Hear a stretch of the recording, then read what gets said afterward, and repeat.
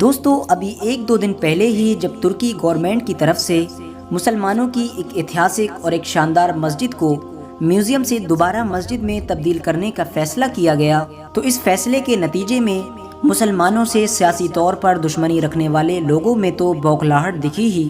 لیکن افسوس کی بات یہ تھی کہ ان لوگوں کے بہکاوے میں آ کر ہمارے کچھ مسلم بھائی بھی ترکی کے اس عظیم اور شاندار فیصلے کو لے کر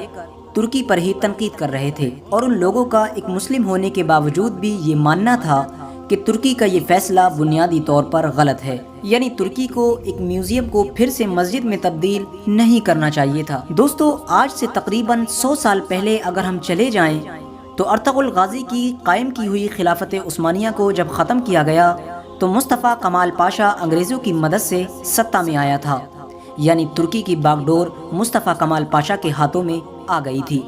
مصطفیٰ کمال پاشا نے ترکی میں ہر وہ فیصلہ لیا جو مسلمانوں کے خلاف تھا۔ اس نے مسلمانوں کی پہچان داڑھی پر بین لگا دیا، حجاب پر بین لگا دیا، اور لگ بھگ پچھلے 500 سالوں سے مسلسل مسلمان جس مسجد میں نماز ادا کر رہے تھے اس مسجد کے دروازے خود مسلمانوں کے ہی لیے بند کر دیے گئے، اور ساتھ ہی اس مسجد کو آفیشیلی ایک میوزیم گھوشت کر دیا گیا۔ لیکن دوستو ایک کہاوت ہے کہ وقت اپنے آپ کو ہمیشہ بدلتا رہتا ہے، اور یقیناً وہی ترکی میں ہوا۔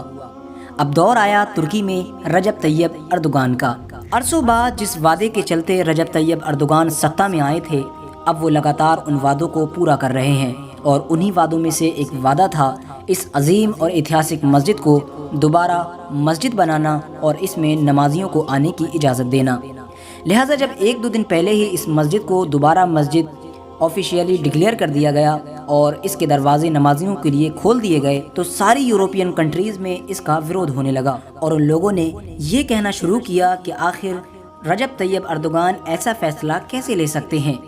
اس میوزیم کو دوبارہ مسجد میں کنورٹ کر کے اور اس کے دروازے نمازیوں کے لیے کیسے کھولے جا سکتے ہیں۔ دوستو ان تمام لوگوں کا یہ سوال جائز ہے، لیکن سوال یورپ کی ان سینکڑوں ایتہاسک مسجدوں پر بھی ہونا چاہیے تھا جسے آج چرچ میں بدل دیا گیا ہے، اور وہاں پر مسلمانوں کو خود جانے تک کی اجازت نہیں ملتی ہے۔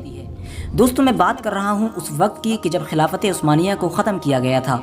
خلافت عثمانیہ کا جب خاتمہ ہوا تو اس کے بہترین حصوں پر رشیا، فرانس اور بہت ساری جو انگریزوں کی کنٹریز تھیں ان لوگوں نے قبضہ کر لیا تھا۔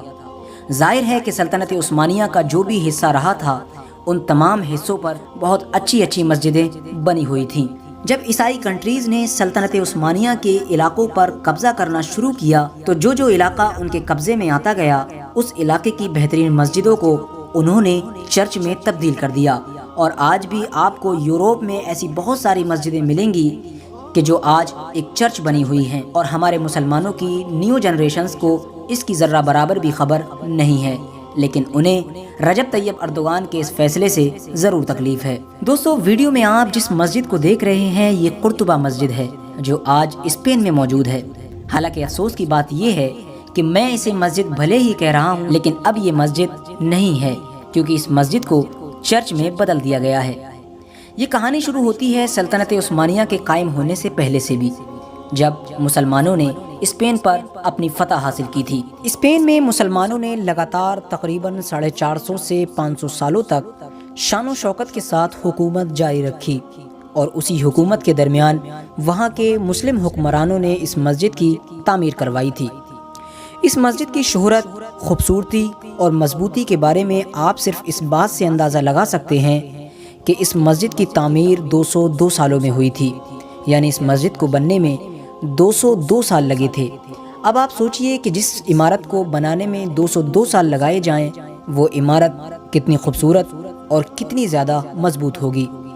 دوستو اس میں مسلسل مسلمان وہاں کے نماز ادا کرتے رہے، لیکن افسوس وہ برا وقت بھی آیا جب اسپین سے مسلمانوں کی حکومت ختم ہو گئی۔ 1236 میں جب مسلمانوں کی پوری طرح سے حکومت کو ختم کر دیا گیا اور اسپین میں عیسائیوں کی حکومت قائم ہو گئی تو ان کی سلطنت نے مشکل سے 100 سال کے بعد ہی اس مسجد کو چرچ میں تبدیل کر دیا، اور آج تک مسلسل یہ ایک چرچ ہی بنی ہوئی ہے۔ آج بھی دنیا میں جگہ جگہ کے مسلمانوں کے ذریعے اس چرچ کو دوبارہ مسجد بنانے کا مطالبہ ہوتا رہتا ہے، لیکن ظاہر ہے کہ جہاں پر جس کی پاور ہے وہ اپنی ہی چلاتا ہے۔ تو لہٰذا جو لوگ بھی ترکی پر اس فیصلے کو لے کر انگلی اٹھا رہے ہیں انہیں اس طرح کی مسجدوں کو بھی ضرور دیکھنا چاہیے جو آج غیر مسلم کنٹریز میں دوسری عبادت گاہیں بنی ہوئی ہیں۔ لہٰذا آج کی اپنی ویڈیو کا ہم یہیں پر اختتام کرتے ہیں۔ ویڈیو پسند آنے کی صورت میں ویڈیو کو لائک کریں اور اپنے دوستوں احباب رشتہ داروں کے ساتھ ضرور شیئر کریں۔ السلام علیکم ورحمۃ اللہ وبرکاتہ۔ اللہ حافظ۔